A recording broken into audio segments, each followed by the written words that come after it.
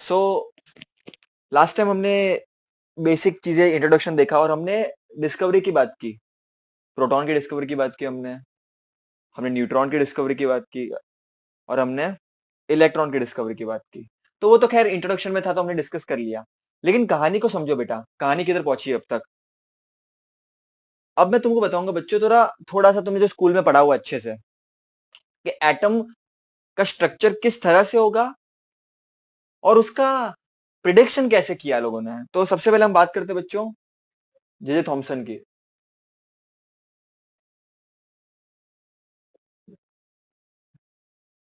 बच्चों J Thomson ने अपना मॉडल कैसे दिया। देखो पहली बात मैं बता दूं तुमको, नेचुरली सब चीजें बच्चों गोल होती है। सन गोल है, अर्थ गोल है, अंडा गोल है, ओवल होता है बाय द वे, गोल तरह। रेन ड्रॉप का जो स्पेरिकल शेप, तो अगर तुम नीचे का उसका पार्ट देखो, it is circular. And lot of other things like earth and everything that you see, some many things which is naturally made are spherical, गोल, बराबर कि नहीं। तो जे थॉमसन ने क्या बोला कि भाई तुम्हारा जो है एटम गोल है, ठीक है। और उसने उसको कंपेयर किया वाटरमेलन से। और वाटरमेलन में क्या होता है, वो रेड रेड कलर का मस्त, जिसको खाते हो तुम लोग, और बीज जो फेंकते हो, बराबर के नहीं। और जे थॉमसन जब तक थे, है ना, तब तक बच्चों प्रोटॉन और इलेक्ट्रॉन के बारे में मालूम था। न्यूट्रॉन क्या था वो किसी को पता नहीं था तब तक। कैसे पता होगा, न्यूट्रल है, क्या ही पता करोगे उसका फिलहाल तक। इतना सोफिस्टिकेटेड टूल नहीं था अपने पास। जे थॉमसन तो चैडविक भाई तो बहुत बाद में आए, ठीक है। ओके, सो इन्होंने वाटरमेलन देखा और उन्होंने क्या बोला कि भाई सिंपल है, इतना सोचने की जरूरत ही नहीं है। वाटरमेलन में क्या होता है, वो लाल लाल कलर का होता है बस, वो प्रोटॉन है। इतना सोचते क्यों, वो प्रोटॉन है, डालते जाओ, क्या टेंशन है।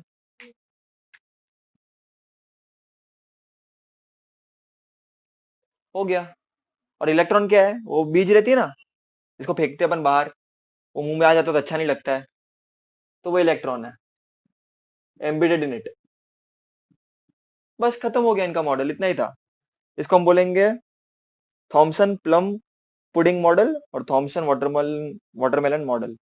लेकिन वाहियात मॉडल था बेटा बहुत। खैर ऐसा बोलना नहीं चाहिए क्योंकि बहुत रिस्पेक्टेड आदमी थे ये, इन्होंने बहुत सारी चीजें की है। इलेक्ट्रॉन की खोज इन्होंने ही की, ई बाय एम रेशियो निकाला और बहुत सारी अदर चीजें भी की इन्होंने। बट ये मॉडल बच्चों, देखो उन्होंने, उनको जैसा लगा उन्होंने उसे बताया। लेकिन आज के प्रेजेंट डेट के लिए ये मॉडल का कोई काम नहीं है। क्यों काम नहीं है, क्योंकि प्रोटॉन इलेक्ट्रॉन को साथ में रखोगे, इट विल, वो एटम को खराब कर देगा, डिस्ट्रॉय कर देगा, है ना। अगर ये मॉडल के हिसाब से तो फिर एटम तो एग्जिस्ट ही नहीं करना चाहिए। तो फिर तो ये फेल हो गया बुरी तरह से। तो इसमें कुछ था नहीं, एग्जाम में कोई पूछता भी नहीं है ना। स्कूल के एग्जाम में पूछते थे, लेकिन अब भी कोई नहीं पूछता। अब पूछते बच्चों सभी इन भाई साहब को, जिनकी बात मैं अभी करूंगा।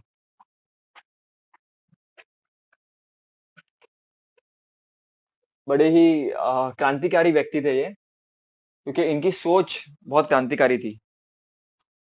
तो रदरफोर्ड का एक्सपेरिमेंट बहुत इंपॉर्टेंट है साइंस के जगत में।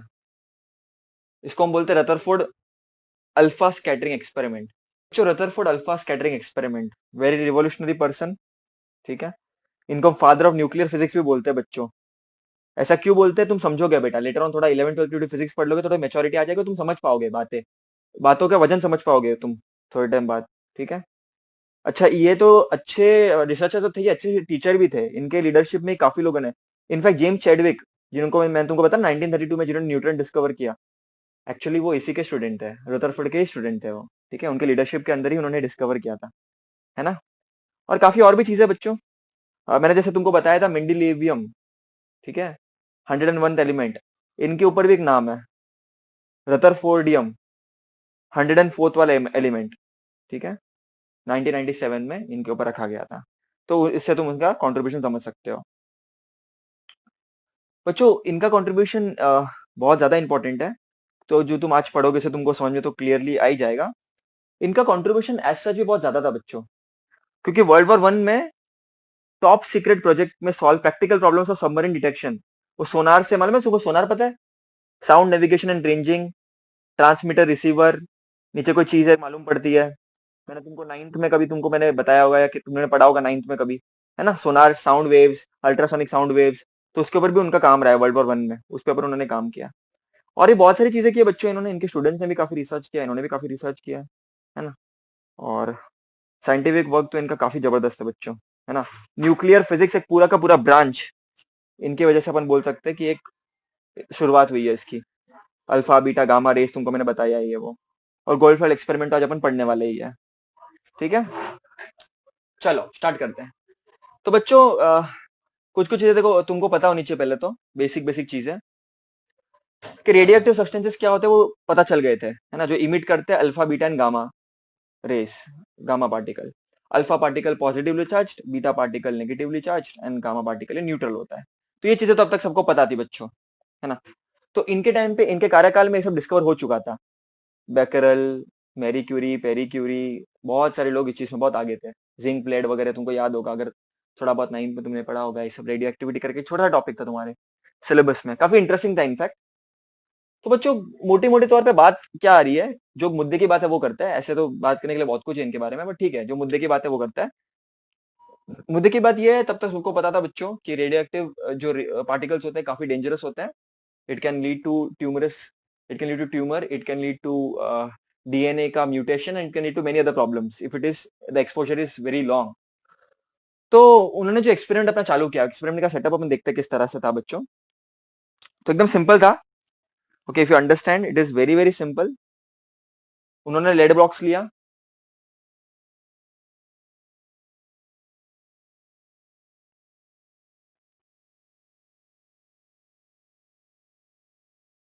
ठीक है, लेड बॉक्स लिया उन्होंने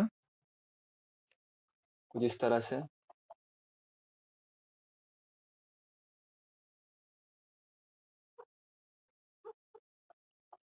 इसको मैं कुछ इस तरह से बनाऊंगा कि किधर और ना फैले इसको। ठीक है, तो मैं ऐसे बना देता हूँ इसको। उसका कारण क्या है कि इसके अंदर मैं रखूंगा बच्चों radio active source.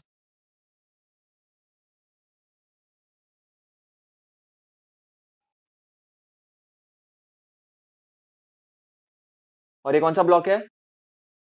Lead block. क्योंकि हमको नहीं चाहिए कि जो हमारा जो रेडियो एक्टिव सोर्स है, जो अल्फा पार्टिकल है,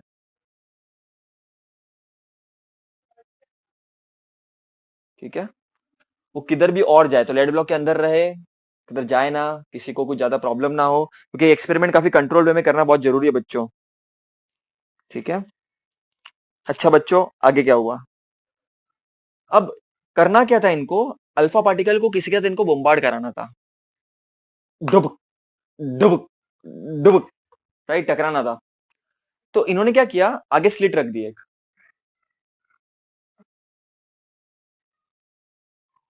काफी थिन थी। मैं तो काफी लंबा डिस्टेंस दिखा रहा हूँ, ये एक्चुअली बहुत थिन थी। ठीक है, काफी थिन थी बच्चों, लेकिन तुमको मैं एकदम छोटा बताऊंगा तुमको समझ में भी नहीं आएगा। तो अल्फा पार्टिकल से क्या होगा, तो मेरा जो अल्फा सोर्स है उससे अल्फा पार्टिकल निकलेगा। ऑब्वियसली कुछ अंदर रिएक्शन होगा, उससे अल्फा पार्टिकल निकलेगा, है ना। अल्फा पार्टिकल जाएगा निकलेगा। अब क्या किया, ये स्लिट लगाने का कारण क्या था बच्चों, कि भाई तुम्हारा जो अल्फा पार्टिकल है यहाँ वहां ना भटके, समझ रहे हो। तो इसके लिए लगाया गया, और कोई खास कारण नहीं था, और लेड ब्लॉक लगाया वो तुमको मैंने रीजन बताया। तो ये स्लिट है तुम्हारी, प्यारी सी। बच्चों फिर क्या किया, काफी थिन गोल्ड फॉइल उन्होंने लगाया। ठीक है, जैसे कार्तिक ने बोला कि गोल्ड फॉइल लगाने का कारण बच्चों ये नहीं था कि गोल्ड बहुत बहुत पैसा था इसके बाद उसको शो ऑफ करने का था, भाई देखो मेरे पास बहुत पैसा है गोल्ड लगाओ, ऐसा नहीं है। गोल्ड की एक प्रॉपर्टी है बच्चों कुछ, ठीक है, देखो गोल्ड फॉइल बहुत मेलिएबल और डक्टाइल होता है। 1 ग्राम गोल्ड से आप 2 किलोमीटर लॉन्ग वायर बना सकते हो बच्चों। 1 ग्राम गोल्ड से आप 2 किलोमीटर लॉन्ग वायर बना सकते हो, राइट। सो हमको क्या चाहिए था कि ये अल्फा पार्टिकल किसी ऐसे, देखो हमको क्या, देखो अल्फा पार्टिकल को हमको किसी बड़े ऑब्जेक्ट से नहीं टकराना, हमको टकराना तो है लेकिन ऐसे ऑब्जेक्ट से टकराना है, ये ऐसे एलिमेंट से टकराना है, ऐसे मटेरियल से टकराना है जो बहुत ज्यादा थिक ना हो। हमको थिन चाहिए, काफी एकदम थिन, एकदम मतलब एकदम थिन, तुम सोच नहीं सकते उतना ज्यादा थिन। ठीक है, तो इसके लिए बच्चों इन्होंने गोल्ड फॉइल लिया।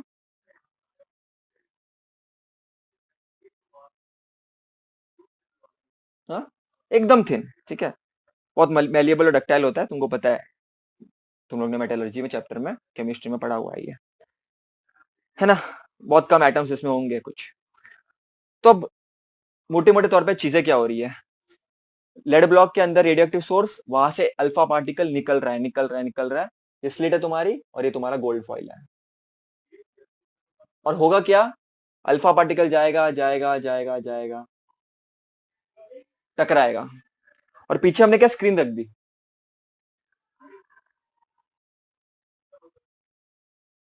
हमने स्क्रीन रख दी। स्क्रीन क्यों रखी, कि जो भी हरकत होगी वो हमको नोट करना है ना। फोटोग्राफिक प्लेट बोलो इसको, स्क्रीन बोलो, कुछ भी बोल सकते हो। तो जो भी हरकत हो रही है बेटा, जो भी हरकत हो रही है पीछे, उसको हमको नोट करना है कि भाई हो क्या रहा है एक्चुअल में। अब क्या हुआ बच्चों, काफी दिलचस्प दिलचस्प था। काफी इंटरेस्टिंग इंटरेस्टिंग कंक्लूजन अपन निकालेंगे, काफी काफी इंटरेस्टिंग इंटरेस्टिंग कंक्लूजन अपन निकालेंगे बच्चों। ध्यान से देखो, एकदम एकदम मजे से सुनो, ठीक है। देखो बेटा, एकदम सिंपल था, अल्फा पार्टिकल आया, गोल्ड फॉइल था, तो most of the alpha particle सीधा सीधा निकल गए, सीधा सीधा निकल गए, कोई टेंशन वाली बात ही नहीं थी।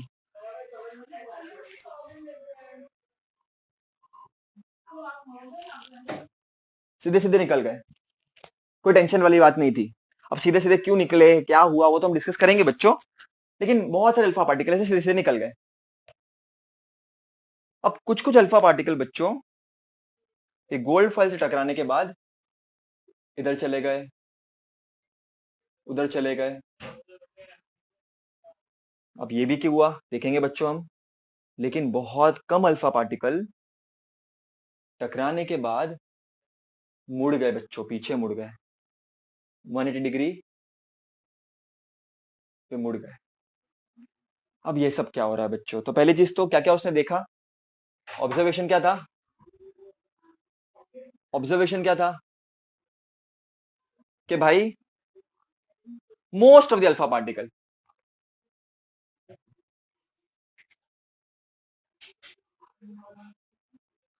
क्या होता है, pass in a straight line, gold foil से सीधा सीधा पास होता है, कोई दिक्कत ही नहीं है। जैसे अपन हर हर अपन में काम से काम रखते हैं, निकल गए। लेकिन बच्चों, few particles, few particles, alpha particles deviate at some angle. मतलब कुछ अल्फा पार्टिकल अपने सीधेपन से ना जाकर के डिविएट हो गए एक एंगल पे, ठीक है। डिविएट हो गए, जा रहे थे सीधे लेकिन डिविएट हो गए। तो ऐसा क्या मजबूरी रही होगी कि उनको डिविएट होना पड़ा। एंड थर्ड पॉइंट बच्चों ये, very few particle, very few particle, very few particle 180 degree angle पे डिविएट हो गए बच्चों, और सीधा जहां से आए थे वहां पे चले गए। अब बच्चों ये हमको दिखा, अब देखकर क्या करूं मैं, देखना बड़ी बात नहीं है बच्चों।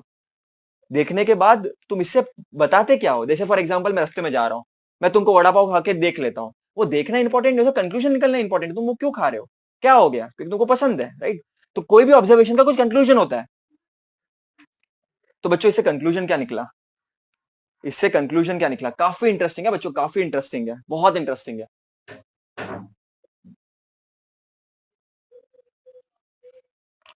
बच्चों बहुत सारे अल्फा पार्टिकल सीधे पास हो गए। मसलन हुआ क्या होगा बच्चों, समझने की कोशिश करना एकदम अच्छी तरह से, बहुत इंटरेस्टिंग है। मिस आउट मत करना कुछ भी, ध्यान से एकदम, ठीक है। और फिर लास्ट में मैं तुमको ये वाला बताऊंगा पूरा प्रॉपर, कि भाई एक्चुअल में एक्सपेरिमेंट कैसे कंडक्ट हुआ था। एक एनिमेशन तुमको दिखाऊंगा बच्चों आज, तो वो अपन देखेंगे। अब हुआ क्या होगा बच्चों, हुआ क्या होगा बच्चों, गोल्ड है, ठीक है। तो हमको पता है वो, यहाँ पर गोल्ड फॉइल हमने रखी हुई है।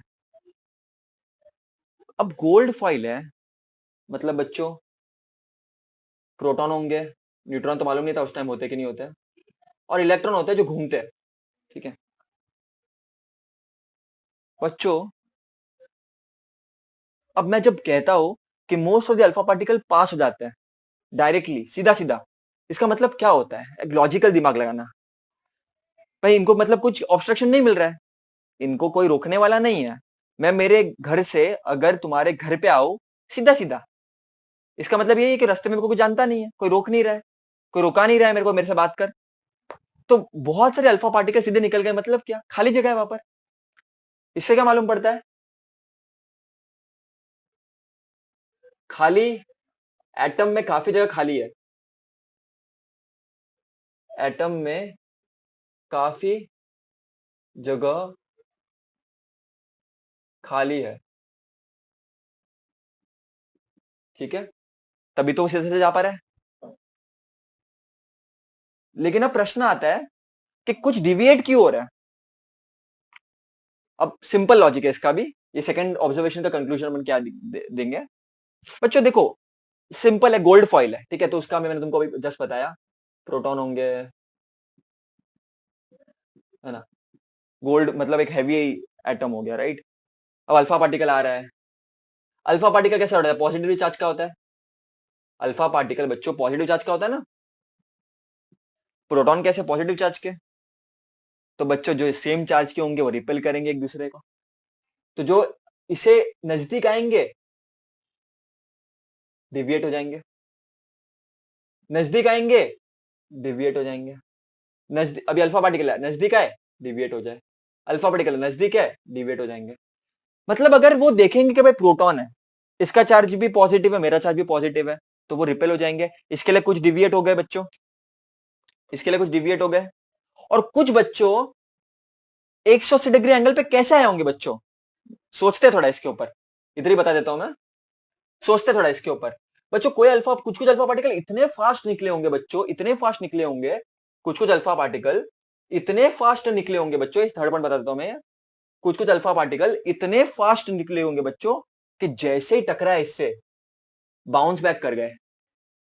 कुछ कुछ अल्फा पार्टिकल बच्चों, अगर मैं बोल रहा हूँ 180 डिग्री पे बाउंस बैक कर गए, जैसे मैं दीवार पे टकराता हूं तो मैं वापस आ जाऊंगा ना इधर थोड़ा।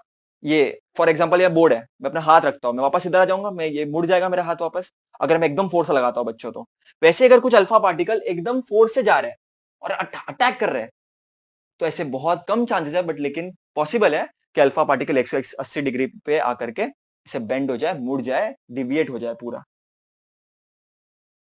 तो ये था बच्चों थर्ड पॉइंट। ठीक है, ये तो समझ में आ गया, अच्छी बात है। लेकिन बच्चों क्वेश्चन रिमेन्स।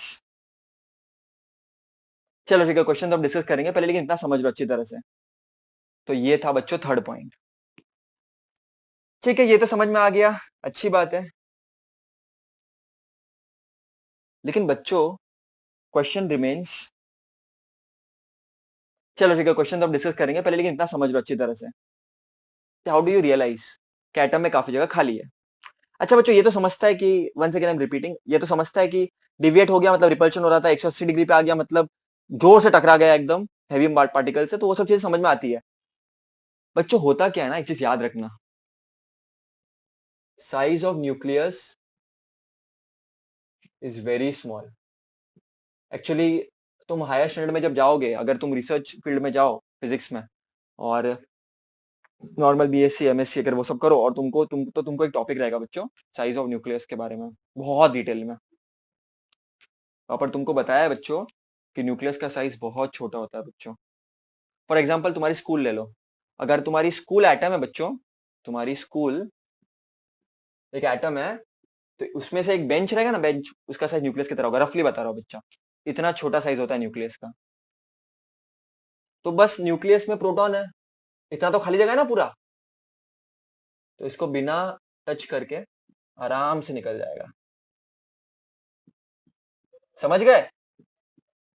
लेकिन कुछ पार्टिकल इसको टकरा जाएंगे, कुछ पार्टिकल के नजदीक में जाएंगे तो ऐसे हो जाएंगे, और कुछ पार्टिकल इसको टकराएंगे तो वापस 180 डिग्री पे आ जाएंगे। तो ये लॉजिक है बच्चों। तो size of a nucleus is very very small, ये भी एक्चुअली रदरफोर्ड ने निकाला था कि साइज ऑफ अ न्यूक्लियस के बारे में, ठीक है, रदरफोर्ड ने निकाला था बच्चों ये भी। क्यों? कि मैंने तुमको क्या बोला कि अगर क्या एटम है कोई, तो एटम है फॉर एग्जाम्पल, और न्यूक्लियस इतना छोटा है बच्चों, है ना, तो इलेक्ट्रॉन किधर होंगे बच्चों? इलेक्ट्रॉन किधर होंगे? गेस करो, इलेक्ट्रॉन किधर होंगे बच्चों? How will be the distribution? So ये एटम है तुम्हारा, और मैं तुमको कह रहा हूं न्यूक्लियस बहुत छोटा होता है, the size of the nucleus is very small, but irony ये है कि most of mass is situated in nucleus only. मतलब न्यूट्रॉन प्रोटॉन, खैर रदरफोर्ड को तो इतना कुछ पता नहीं था, उसके स्टूडेंट ने फिर लेटर ऑन न्यूट्रॉन डिस्कवर किया। रदरफोर्ड को तो इतना खास खैर पता नहीं था, लेकिन most of the mass nucleus में होता है, लेकिन न्यूक्लियस सबसे छोटा होता है। ये तो बहुत अजीब बात हो गई। तो इलेक्ट्रॉन किधर होते हैं बच्चों फिर?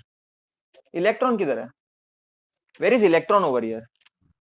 Where will be electron now? How will electron act?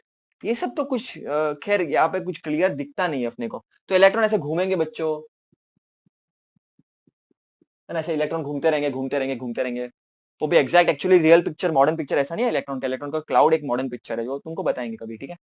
लेकिन मोटी मोटी तौर पे बात बेटा ये है कि न्यूक्लियस बहुत छोटा होता है, कुछ डिविएट कर जाते हैं, कुछ 180 डिग्री पे आते हैं, और एटम में काफी जगह खाली होती है, उसे समझ में आता है बच्चों। और सबसे बड़ी बात यह है कि इसमें अब समस्या क्या है। सब बढ़िया तो चल रहा था बच्चों, बातें बताई, लेकिन हर अच्छी चीज का बच्चों एक बुरी चीज तो होती है, मतलब जिधर अच्छा ही उधर बुराई तो होगी ना। So there are some drawbacks of Rutherford theory. देखो सिंपल होता है बेटा, ऐसा कोई डिफिकल्ट चीज नहीं है एकदम। देखो कहने का मतलब मोटे मोटे तौर पे ये है बच्चों, देखो रदरफोर्ड का क्या कहना था, सिंपल कहना था कि भाई प्रोटॉन होता है, न्यूट्रॉन तो डिस्कवर नहीं हुए थे। तो तुम्हारे जो प्रोटॉन है पॉजिटिव, तो तुम्हारा न्यूक्लियस एक पॉजिटिव चार्ज का स्ट्रक्चर है, और इलेक्ट्रॉन घूम रहा है। It is similar to like solar system का जैसा सिस्टम होता है ना। सन है और बाकी अराउंड सब प्लैनेट घूम रहे हैं। सन एक न्यूक्लियस में प्रोटॉन की तरह काम कर रहा है, न्यूक्लियस की तरह, और बाकी सब इलेक्ट्रॉन की तरह प्लैनेट्स घूम रहे हैं। कोई दिक्कत वाली बात नहीं थी बच्चों। अब देखो कैसा होता है। एक बहुत फेमस साइंटिस्ट थे बच्चों, मैक्सवेल, ठीक है, जेम्स क्लर्क मैक्सवेल और नील्स बोर। उन्होंने अपनी अपनी कुछ बातें रखी थी बच्चों, कि भाई अगर एक पर्टिकुलर चार्ज है, एक पॉजिटिव चार्ज है लेट्स से, और एक नेगेटिव चार्ज है ना, ये पॉजिटिव चार्ज का है, नेगेटिव चार्ज का है, और अगर ये घूम रहा है, इफ इट इज मूविंग, अगर ये घूम रहा है घूम रहा है घूम रहा है इसके अराउंड रैंडम मोशन में, तो बच्चों एक पॉइंट जरूर आएगा जब ये negative charge it will collapse into this positive charge, ठीक है। तब क्या हो जाएगा? एटम कोलैप्स हो जाएगा, हम रहेंगे ही नहीं, हमारा अस्तित्व कुछ रहेगा ही नहीं। तो एटम अनस्टेबल हो जाएगा काफी। अब तुम पूछोगे तो फिर तो प्लैनेट्स क्यों नहीं घूम रहे, प्लैनेट्स कोलैप्स क्यों नहीं हो रहे? बच्चों प्लैनेट्स न्यूट्रल ऑब्जेक्ट्स है, अर्थ न्यूट्रल है, प्लैनेट्स न्यूट्रल होता है, तो वो ये सब फॉलो नहीं करते। लेकिन जो चार्ज ऑब्जेक्ट है, जिसमें चार्जेस है, ऑब्वियसली वो कोलैप्स करेंगे। फॉर एग्जाम्पल इलेक्ट्रॉन अगर घूम रहा है घूम रहा है घूम रहा है, एक पॉइंट के बाद वो जाकर के कोलैप्स हो जाएगा। It will take a spiral path, first point, it will take a spiral path and it will collapse, right. So कहने का मतलब क्या है, electrons revolving around the nucleus, जैसे रदरफोर्ड ने बताया, are negatively charge orbital motion में, और वो एक्सेलरेटेड है, ठीक है। वहां पर कंटिन्यूसली वो मूव कर रहा है मूव कर रहा है मूव कर रहा है मूव कर रहा है। और जब भी बेटा याद रखना, अब ये चीज जो मैं बताऊंगा बच्चों याद रखना, ये बच्चों एक्सेलरेटेड चार्ज ऑब्जेक्ट है, ये एक्सेलरेटेड चार्ज है, ठीक है, चार्ज है क्योंकि नेगेटिव चार्ज का, बराबर कि नहीं। अब होगा क्या, ये जब एक्सेलरेटेड चार्ज पार्टिकल जब मूव करेगा, तो it is going to emit electromagnetic radiation, मतलब इसकी एनर्जी लूज होती जाएगी, it will lose energy, it will emit radiation. कोई भी चार्ज ऑब्जेक्ट जब मूव करता है बच्चों याद रखना, तो it will emit radiation, in the form of electromagnetic wave. अब इलेक्ट्रोमैग्नेटिक वेव क्या होता है तुम आगे अच्छी तरह से समझोगे बच्चों। तो ये मैक्सवेल ने थियरी बहुत पहले देख रखी थी। फिर होगा क्या उसकी वजह से क्या होगा, थस एन इलेक्ट्रॉन, इसके आगे मैं कंटिन्यू कर रहा हूं, thus an electron orbiting around the nucleus, क्योंकि अराउंड न्यूक्लियस, क्योंकि इलेक्ट्रॉन भी एक एक्सेलरेटेड चार्ज है, तो वो भी इलेक्ट्रोमैग्नेटिक रेडिएशन इमिट करेगा और उसका एनर्जी लूज होता जाएगा धीरे धीरे धीरे धीरे। Thus an electron orbiting around nucleus would follow a spiral path, would follow a spiral path and actually it will collapse, spiral path करके वो न्यूक्लियस में समा जाएगा, spiral part two the nucleus. उस कारण ये एटम का अस्तित्व नहीं रहेगा बच्चों, क्योंकि पॉजिटिव नेगेटिव एक साथ आ गए तो काम खत्म, है ना। लेकिन ऐसा तो होता नहीं है। तो इसके वजह से क्या हो रहा है, ये क्या प्रूफ कर रहा है, what it is trying to prove, कि एटम शुड बिकम अनस्टेबल। लेकिन ऐसा तो होता नहीं है, हमको पता है कि रियल इसको मैं टच करता हूं तो वो स्टेबल है, I am there, you are living, you are watching, you are studying with me. अगर इस लॉजिक से जाए तो it is going to emit radiation, और एक टाइम के बाद तो वो ढुम कोलैप्स। लेकिन ऐसा तो हो ही नहीं रहा बच्चों, ऐसा कुछ दिखाई पड़ ही नहीं रहा है। और सेकंड पॉइंट बच्चों ये है कि इन्होंने इतना ज्यादा प्रोटॉन पे न्यूक्लियस पे इतना फोकस किया, इलेक्ट्रॉन को तो भूल ही गए बच्चों कि इलेक्ट्रॉन का भी कुछ अस्तित्व है, कि भाई इलेक्ट्रॉन की डिस्ट्रीब्यूशन कैसी होती है। तो ये फर्स्ट पॉइंट है बच्चों, this is the first point. And second point ये बच्चों, सेकंड पॉइंट ये बच्चों,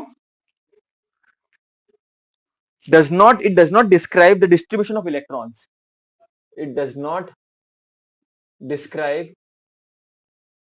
distribution of electrons, कि भाई इलेक्ट्रॉन्स कैसे डिस्ट्रीब्यूटेड है, इलेक्ट्रॉन कैसे घूम रहे हैं, किस पाथ में घूम रहे हैं, distribution of electrons around the nucleus and it's energy. तो इलेक्ट्रॉन को तवज्जो मिला ही नहीं, भाव मिला ही नहीं, तो इलेक्ट्रॉन तो नाराज हो गया भाई कि भाई मेरी बात में कुछ बात नहीं की तूने, खत्म। और भी थे बच्चे, कुछ प्रॉब्लम्स थी, है ना। There is something called spectrum. तो वो जब मैं तुमको आगे का टॉपिक पढ़ाऊंगा तुमको क्लियर समझेगा, बट अभी मैं ऐसे बता देता हूँ ऊपर ऊपर से। इस मॉडल के हिसाब से हमको कंटिन्यूस स्पेक्ट्रम मिलना चाहिए, बट हमको कुछ और मिलता था। अब तुम पूछोगे स्पेक्ट्रम क्या होता है, कंटिन्यूस स्पेक्ट्रम क्या होता है, वो तो तुमको मैं आगे बताऊंगा, डोंट वरी। तो तीन तीन प्रॉब्लम थी उनके टेबल में, उनके मॉडल में। पहले वो स्पाइरल पाथ लेकर के कोलैप्स हो जाएगा, और दूसरा इलेक्ट्रॉन को कोई भाव ही नहीं मिला, कैसे डिस्ट्रीब्यूटेड है, उसकी एनर्जी क्या है, उसका इक्वेशन क्या है, कुछ भी नहीं मालूम। लेकिन काम तो बच्चों रिवोल्यूशनरी था, ये काफी रिवोल्यूशनरी काम था, क्योंकि इसने for the first time proper model के फॉर्म में इन्होंने बताया था चीजें, है ना। और इसीलिए तो भाई इनके ऊपर तो यूनिट भी रखा गया रेडियो एक्टिविटी का, एक बार इनके ऊपर मॉडर्न पीरियोडिक टेबल में एलिमेंट का नाम भी रखा गया है। कितनी सारी रिसर्च यूनिवर्सिटीज इनके नाम के ऊपर रखी है, बहुत सारे बिल्डिंग का नाम इनके नाम के ऊपर रखा है, काफी सारे उनको अवार्ड मिले हैं बच्चों। तो ये खैर कुछ स्ट्रीट का नाम भी रखा है न्यूजीलैंड वगैरह में। तो बहुत ज्यादा इनका एक इम्पैक्ट था बच्चों साइंस के लिए। लेकिन एज यूजुअल कुछ अच्छा होता है तो बच्चों कुछ बुरा भी होता ही है, राइट। तो कुछ ड्रॉबैक भी अपने ने देख लिया बच्चों। मैं रुदरफोर्ड को मानता इसके लिए हो कि तुमको पता है, चलो ये थोड़ा कुछ बेसिक टर्मिनोलॉजी बात करते हैं जो तुमको ऑलरेडी पता है, but you should know once again, ठीक है। Like for instance atomic number, तो तुमको कुछ कुछ बातें पता होनी चाहिए। उसका सिंबल क्या होता है, जेड। एटॉमिक नंबर का मतलब क्या होता है, नंबर ऑफ प्रोटॉन्स और इलेक्ट्रॉन्स, ठीक है। Protons number is very important, ठीक है, वेरी इंपॉर्टेंट, एक्सट्रीमली इंपॉर्टेंट। तो एटॉमिक नंबर क्या हो गया बच्चों, it is number of protons और इलेक्ट्रॉन्स। मैंने क्या बोला, प्रोटॉन्स का नंबर ज्यादा इंपॉर्टेंट है, तुमको वो ज्यादा अच्छी तरह से पता होना चाहिए, क्योंकि फॉर एग्जाम्पल Li प्लस है, लिथियम प्लस है फॉर एग्जाम्पल। तो बच्चों इसका मतलब क्या होता है, Li प्लस का मतलब, Li का कितना होता है बेटा electronic configuration, hydrogen helium lithium 2,1 बराबर। Li प्लस का मतलब क्या होता है कि इलेक्ट्रॉन निकल चुका है, इसका मतलब Li प्लस का मतलब क्या होता है? एक इलेक्ट्रॉन निकल चुका है ना? Li प्लस का मतलब क्या होता है? एक इलेक्ट्रॉन निकल चुका है, तो एक्चुअली एटॉमिक नंबर इसका 3 होता है, अपने को पता है। लेकिन फिर अपने एक इलेक्ट्रॉन, 3 इलेक्ट्रॉन थे, उसमें से एक निकल गया, 2 इलेक्ट्रॉन बच गए। लेकिन इसका फिर एटॉमिक नंबर का मतलब क्या होता है? प्रोटॉन्स और इलेक्ट्रॉन्स। तो ये इधर तो फिर एटॉमिक नंबर 2 आ जाएगा, लेकिन एक्चुअल में एटॉमिक नंबर 3 होता है। So it is number of protons. Protons number change नहीं होगा कभी भी। Like for example Na plus, उसका एटॉमिक नंबर 11 ही होगा हमेशा, लेकिन Na प्लस से मतलब 10 इलेक्ट्रॉन होंगे यहाँ पर। तो फिर इस डेफिनेशन के हिसाब से तो फिर एटॉमिक नंबर 10 हो जाएगा, क्योंकि नंबर ऑफ प्रोटॉन्स और इलेक्ट्रॉन्स होता है ना एटॉमिक नंबर तो। लेकिन अपने को पता है एटॉमिक नंबर इज फिक्स्ड, तो एटॉमिक नंबर का प्रॉपर डेफिनेशन क्या है? Number of protons.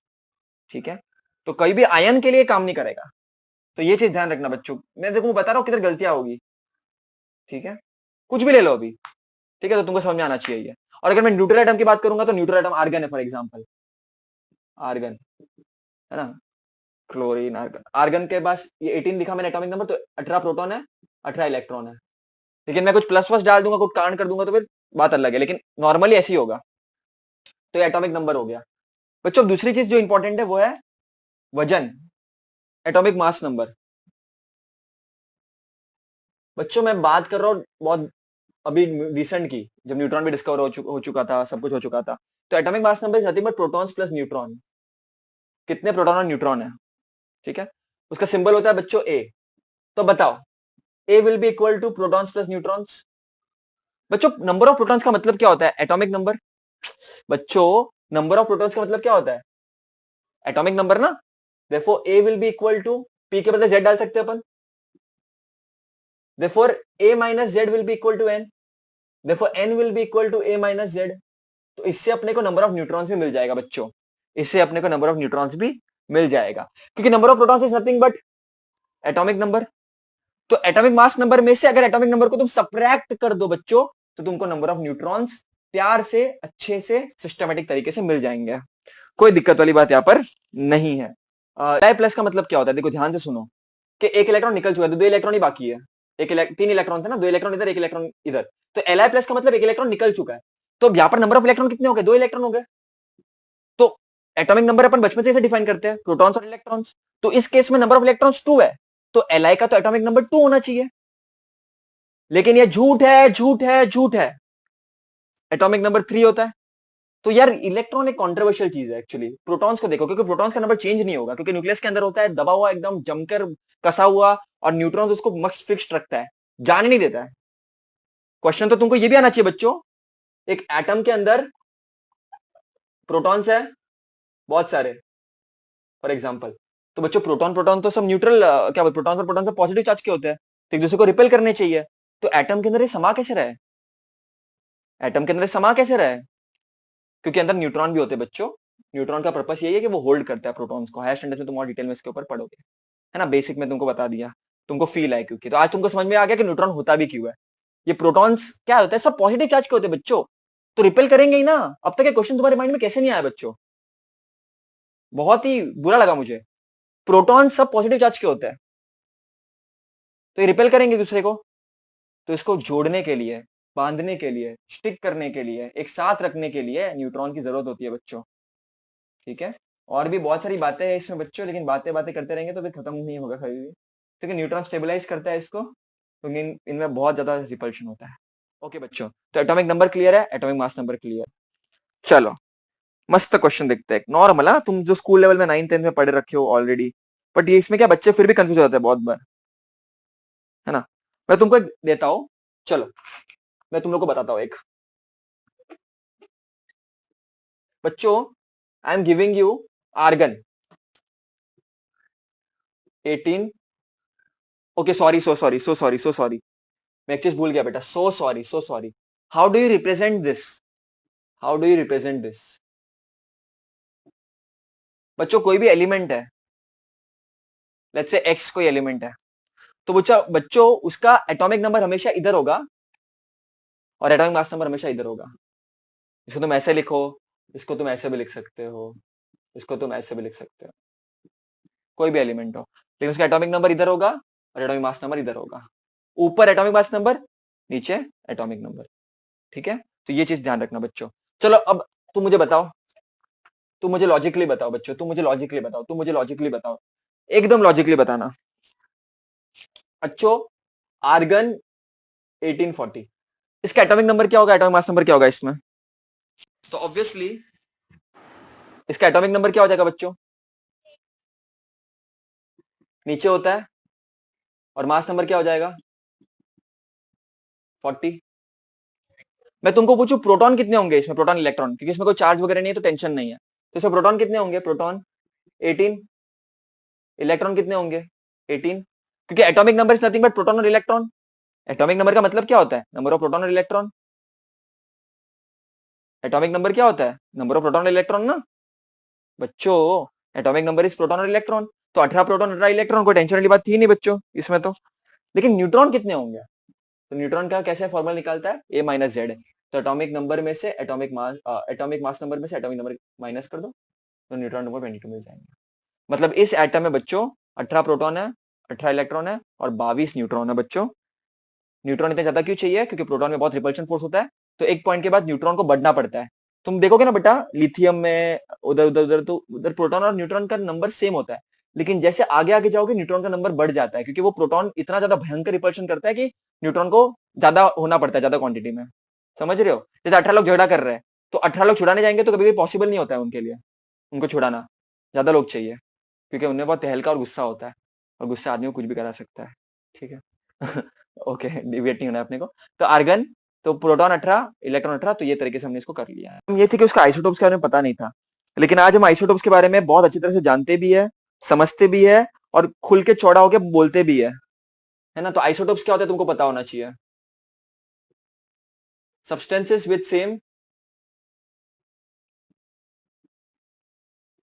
Same atomic number but different, मैं जानबूझ के सिंबल में लिख रहा हूं क्योंकि तुमको पता होना चाहिए, but different atomic mass number, है ना? तो बहुत सारे तुम अनगिनत एग्जांपल ले सकते हो।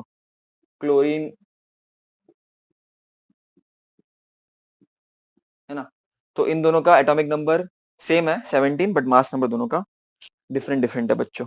दोनों आइसोटोप्स है, जैसे कार्बन 12, कार्बन 12, कार्बन 13, कार्बन 14, तो ये तुमको एक्चुअली आइसोटोप तुमको पता होता है।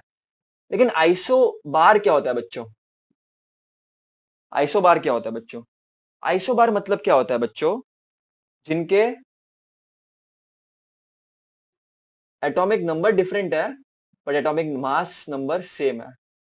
अब ये इंटरेस्टिंग है बच्चों, ये इंटरेस्टिंग बात है थोड़ी सी आइसो बार के बारे में। किसी को पता है बच्चों को एग्जांपल आइसो बार के बारे में? बहुत सारे नेचर में एग्जांपल तुमको मिल जाएंगे बच्चों। ठीक है, लेट्स से फॉर एग्जांपल, ये भी एक्चुअली मेंडेलिव का ड्रॉबैक बन गया था लेटर ऑन।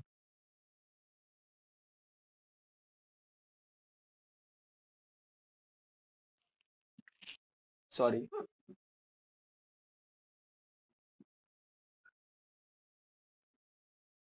इससे क्या मालूम पड़ रहा है? दोनों के एटॉमिक नंबर अलग अलग है, इसका 6 है एटॉमिक नंबर, इसका 7 है, लेकिन दोनों के मास सेम है।